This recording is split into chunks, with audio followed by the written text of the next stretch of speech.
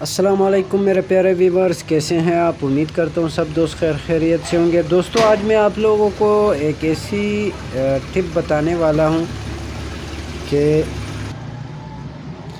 کہ یہ مسئلہ زیادہ تر ہر کسی کے ساتھ آتا ہے۔ اگر وہ کوئی نئی مشین بھی لیا ہے تو اس کے ساتھ یہ مسئلہ پیش آتا ہے، یا کسی سے پرانا لے کے کسی ورک شاپ سے کسی شاپ سے لے کے تو ان کے ساتھ یہ مسئلہ پیش آتا ہے۔ ٹھیک ہے، آج میں آپ لوگوں سے یہی بات کہوں گا کیونکہ اس کی وجہ سے بہت سے دوستوں کے مشین خراب ہوتے ہیں تو ان کو ٹینشن ہو جاتا ہے۔ جب ٹینشن کا حل نہیں نکلتا تو وہ مکینک کے پاس لے کے جاتے ہیں اور پھر کہتے ہیں کہ سر ہمارے یہ پرابلم ہے، تو وہ کیا کرتے ہیں، وہ 3000 4000 2000 5000 روپے لے لیتے ہیں۔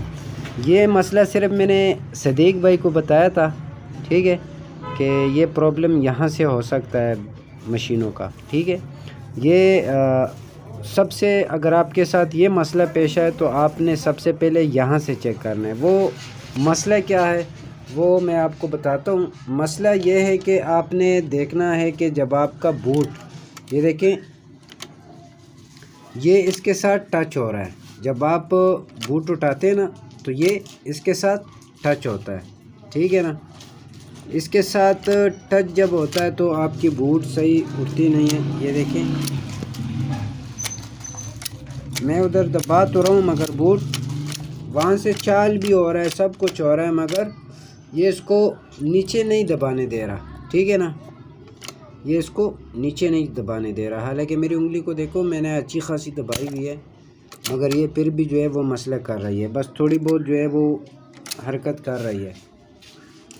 تو آپ لوگوں نے کیا کرنا ہے، ایک ایزی سٹیپ ہے، ایک چھوٹا سا نٹ ہے، بس اس نٹ کو آپ نے کیا کرنا ہے، ڈھیلا کرنا ہے۔ اور وہ نٹ ہے کہاں پہ، یہ نٹ یہاں پہ چھپا ہوا ہے، یہ دیکھ سکتے ہیں آپ، یہ ادھر چھپا ہوا ہے۔ تو آپ لوگوں نے کیا کرنا ہے، آپ لوگوں نے اس کو ڈھیلا کر دینا ہے، جس طرح میں کر رہا ہوں، یہ دیکھیں میں نے ڈھیلا کر دیا ہے، ٹھیک ہے نا۔ اور یہ ابھی یہ دیکھیں،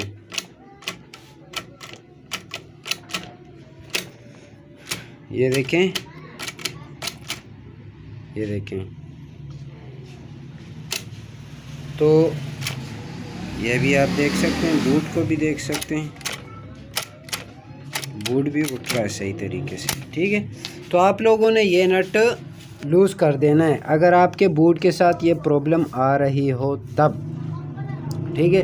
اور اگر پھر بھی اس کے ساتھ حل نہیں ہو رہا تو انشاءاللہ اگلی ویڈیو میں پھر آپ کو بتاؤں گا کہ پھر دوسرا نٹ کہاں پہ ہوتا ہے کہ اس کے ساتھ یہ پرابلم حل ہو جائے۔